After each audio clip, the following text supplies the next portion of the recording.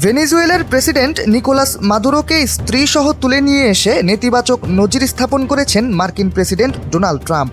বিশ্ব ইতিহাসে এমন কোনো দৃষ্টান্ত তো নেই, এমনকি খোদ যুক্তরাষ্ট্রেও নেই এমন কোনো ইতিহাস। সারা বিশ্বে সাড়া ফেলে দেওয়ার মতো এই ঘটনার পর বিশ্ব মিডিয়া হন্য হয়ে ঘুরেছে ট্রাম্পের পেছনে। মাদুরোর সবশেষ অবস্থান জানাটাই যেন ছিল টক অফ দ্য ওয়ার্ল্ড। অবশেষে জানা গেল মাদুরোর অবস্থান।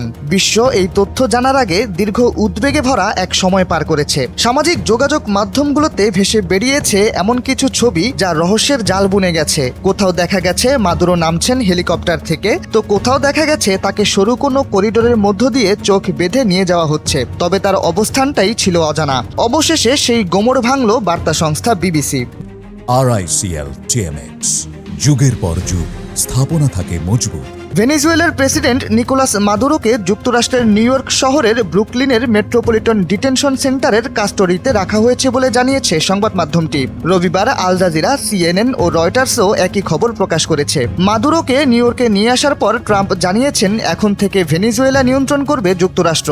আর রাজনৈতিক বিশ্লেষকদের অনুমান হলো এই ঘটনায় হয়তো মাদক পাচারের অভিযোগে কঠিন বিচারের মুখোমুখি করা হতে পারে মাদুরোকে।